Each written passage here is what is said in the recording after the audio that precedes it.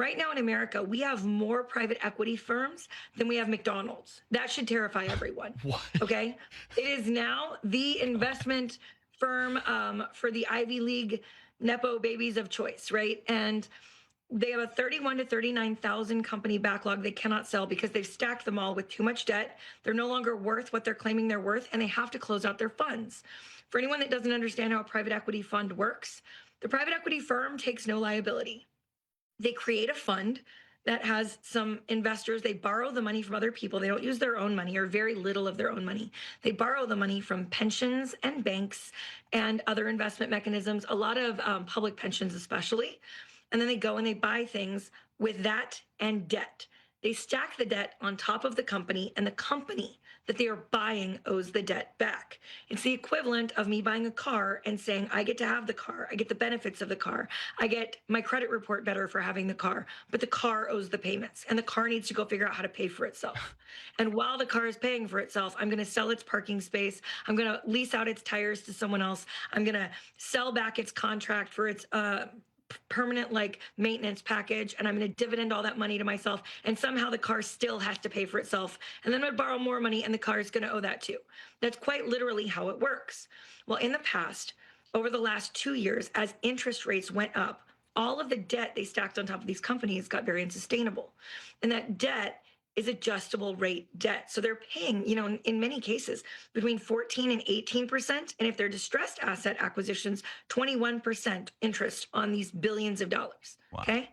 So what's happened is they started doing something called secondaries trades or secondaries market sales, where like if I have ABC private equity and somebody else is 1, 2, 3 private equity, and I have $1 billion company I can't sell, and they have $1 billion company they can't sell, and both of our funds have to close contractually, we just sell them to one another because the free market says they're not worth what they're worth, but we need to close out those funds. So we go borrow from more unsuspecting pension holders.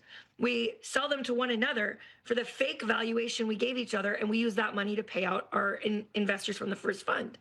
Now, the Financial Times has called that like a pyramid scheme for years. For the past 3 years, they've called it a pyramid scheme over and over again. And that was bad enough. The free market wasn't doing anything. There were no fair market valuations. It was all just guesstimations about what they said they were worth. Well, in this New York Times article, it comes out that $100 billion in sales couldn't even be sold through those methods in the last 2 quarters of 2025. So they instead started something new through something called a continuation fund. This is where ABC Private Equity has $1 billion company I can't sell, okay? And I have a fund that has to close out. So I create ABC Company Fund 2. I go to different investors and borrow their money saying I'm going to buy a bunch of stuff. And then I sell my asset to myself with somebody else's money.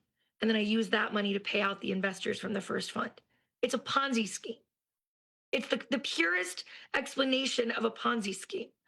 They are creating funds in their own company and buying their own assets through other funds with other people's money for 50% increased fake valuations when those companies could not sell on the open market. And they're kicking the can another 10 years down the road. And in the process, a bunch of unsuspecting pensioners and 401ks are about to get left with these unsellable assets while they strip mine more and more and more out of them when no one else would buy it. And that is $100 billion American money in just the last 2 quarters of last year. Now they have 31,000 to 39,000 more companies they need to move immediately. How do you suppose that's all going to get done? I mean, as you describe it, I mean, it's literally a Ponzi. It's not even a sophisticated Ponzi scheme. It's just a straight up Ponzi scheme.